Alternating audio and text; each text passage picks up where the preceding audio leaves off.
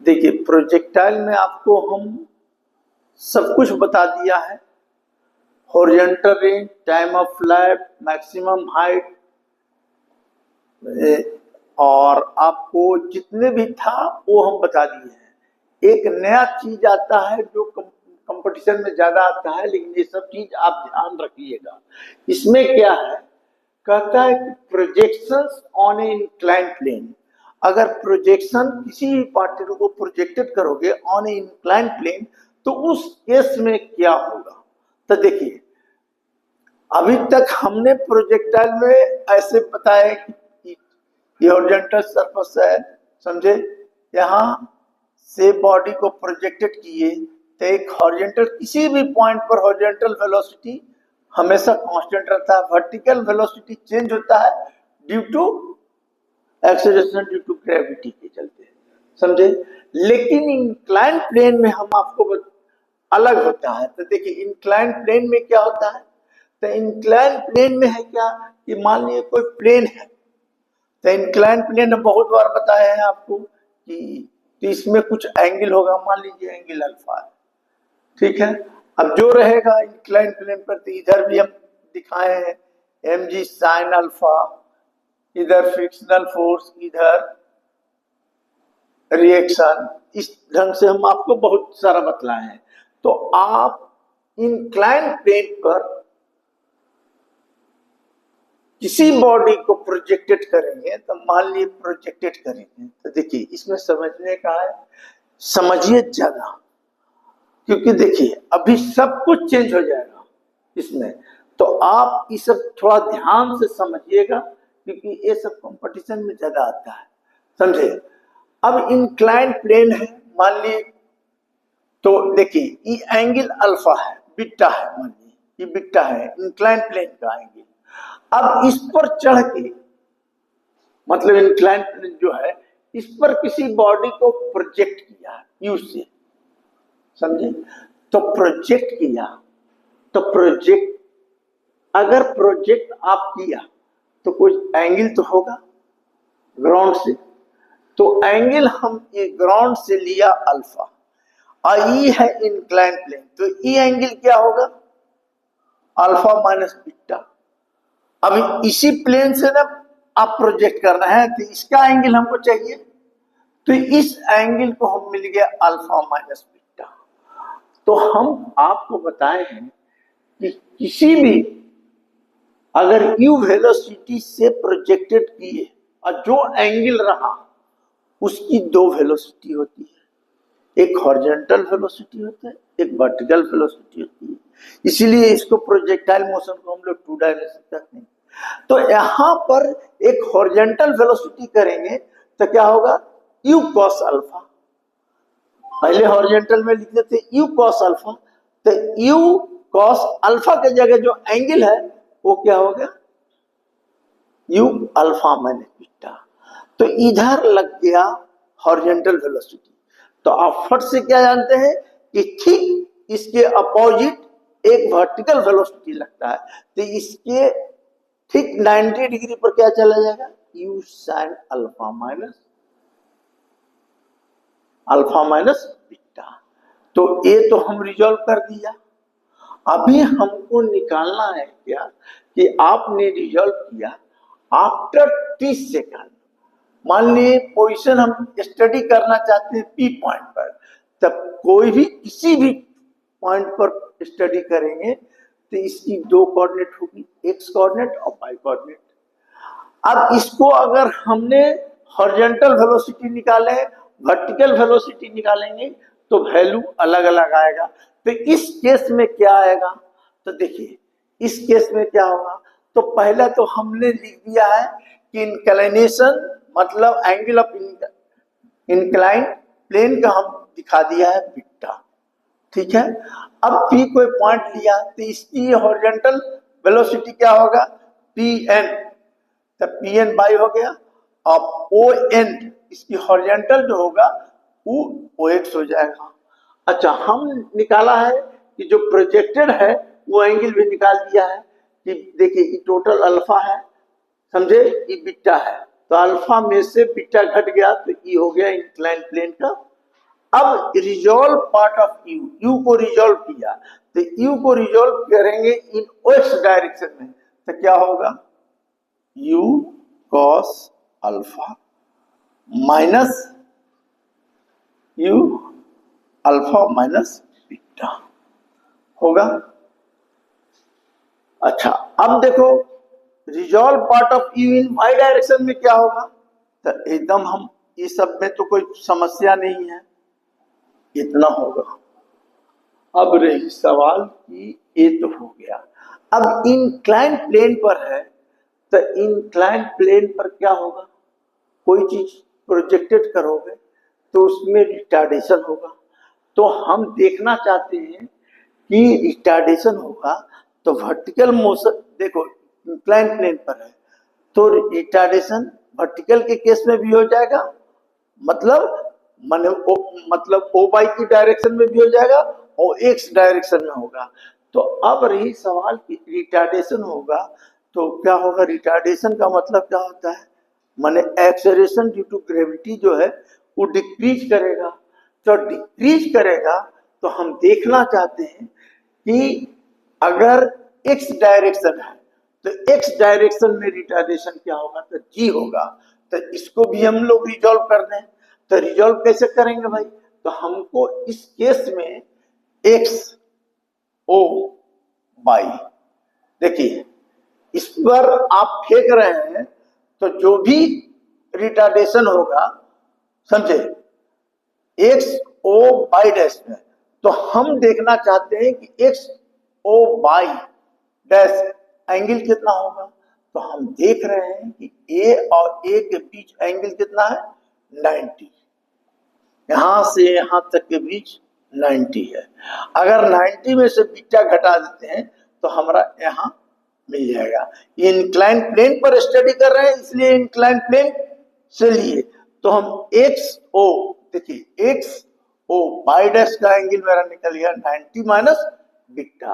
अब इसको रिजॉल्व करेंगे तो अब देखिए जो भी एक्सेलरेशन रहेगा रिटार्डेशन, तो कोई भी एक्सेलरेशन जी रहेगा तो वो क्या करते हैं, जिधर एंगल रहता है तो क्या करते हैं cos 90 माइनस बीटा। रिजॉल्व करने के लिए हम पहले बता चुके हैं आपको, P कोई पॉइंट है, अगर एंगल अल्फा है तो P cos अल्फा होगा, है कि नहीं, तो E तो आप जानते हैं। अच्छा अब रही सवाल कि तो हम यहाँ पर एंगल क्या है, इसके बीच मेरा एंगल मिला है 90 माइनस बीटा, तो G cos 90 minus beta, cos 90 minus beta बराबर क्या होता है साइन बीटा। तो x डायरेक्शन में तो हो गया, अब y डायरेक्शन में करना है, तो ठीक हम क्या बोले हैं कि cos का उल्टा होता है y में, होता है ना, देखिए पीछे आप बहुत पढ़े हैं, हम बताए हैं आपको P को है एंगल अल्फा रहेगा तो इधर P cos अल्फा, तो ठीक इसके परपेंडिकुलर क्या करेंगे P sin अल्फा। तो अब इसको क्या करेंगे P cos 90 माइनस अल्फा, तो इधर हो गया मतलब P की जगह G है तो G sin 90 इतना बराबर इतना आ गया। अब इतना अगर आपको समझ में आ गया, समझे, तो हमको निकालना है velocity at A point P। तो देखिए वेलोसिटी निकालने के लिए आप क्या करते हैं, याद कीजिए कि dx बाई dt बराबर u cos अल्फा लिख देते हैं।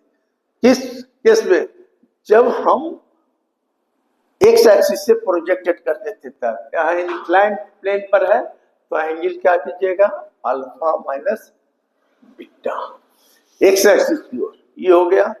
और क्या होगा, आप ऐसे भी जानते हैं कि पढ़े हैं कि Vx बराबर क्या होता है Ux माइनस GT, पढ़े हैं ना, ये ऐसे तो बहुत वाला फार्मूला पढ़े हैं, GT होता है। तो हमने लिख दिया एक्स एक्सिस की ओर तो dx बाई dt, इधर का वेलोसिटी इतना लिख दिया। अब लिखा g, तो एक्स एक्सिस की ओर मेरा यहां पर एक्सेलरेशन क्या है, तो g साइन बीटा, और बगल में क्या हो जाएगा t, एक इक्वेशन आ गया। किस हॉरिजॉन्टल दिशा में। अब देखिए यही चीज को वर्टिकल के दिशा में क्या लिखेंगे, तो देखिए वर्टिकल के दिशा में डी बाई डी टी, ऊपर हो गया u sine alpha minus b t, ठीक है, ये हो गया, और यू साइन अल्फा माइनस, अब बराबर क्या होगा बताइए। तो इस केस में क्या होगा, तो देखिए इस केस में हो जाएगा, बोलिए, जी जी क्या लिखे, कॉस बीटा इंटू टी, ये आ गया, इतना आ गया। तो dx बाई डी टी, और जनरल केस में हम लोग क्या करते थे कि dx बाई डी टी बराबर, हम याद करवा देते हैं फिर, u cos अल्फा, और d बाई डी टी बराबर क्या बोले थे, u sin alpha minus G T, याद आया ना पिछले, जो जनरल केस में हम लोग प्रोजेक्टेड करते थे ये होता है। लेकिन इंक्लाइन प्लेन पर रहेगा तो आप क्या करेंगे, ये होगा dx बाई डी टी निकल गया। अब dx बाई डी टी निकल गया तो देखिए इस पॉइंट पर वेलोसिटी मान ली निकल गया, तो dx बाई डी टी, तो हम जानते हैं कि रिजल्टेंट वेलोसिटी क्या होगा, तो देखिए रिजल्टेंट वेलोसिटी जो होगा वो v बराबर होता है root under dx by D T का whole square plus D by D T का होल स्क्वायर, ये होगा, क्योंकि एक्स एक्सिस और वाई एक्सिस के एंगल 90 डिग्री होता है, इसलिए पीछे वाला ले लेगा नहीं, तो इसको बैठा देंगे आप, ठीक है। तो इस फार्मूला से ई निकल गया।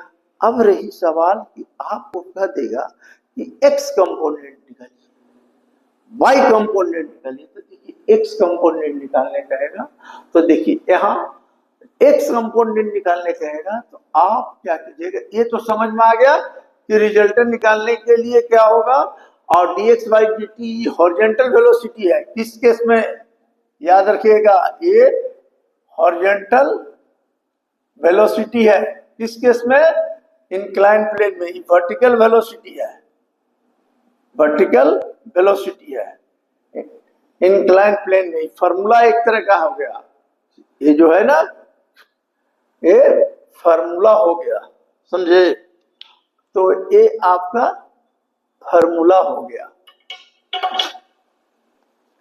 देखिए ये आपका फार्मूला चल नहीं रहा है कोई, ये फार्मूला हो गया, तो ये है आपका फार्मूला है। अब रही हमको एक्स कंपोनेंट निकालना है, तो एक्स कंपोनेंट निकालने के लिए क्या कीजिएगा कि इसको ऐसे कर दीजिएगा dx, इसको यहां मल्टीप्लाई करिए u cos alpha minus beta into D T, minus की चला जाएगा g sign beta t into D T, और दोनों तरफ इंटीग्रेट कर दीजिएगा, ठीक है। तो इसका इंटीग्रेशन x आ गया, ये बाहर निकाल लीजिए, तो u cos alpha minus beta, इसका हो जाएगा t, इसका g साइन बीटा बाहर निकल जाएगा, और t dt का होता है t square by 2 plus c लिख दीजिएगा कांस्टेंट ऑफ इंटीग्रेशन।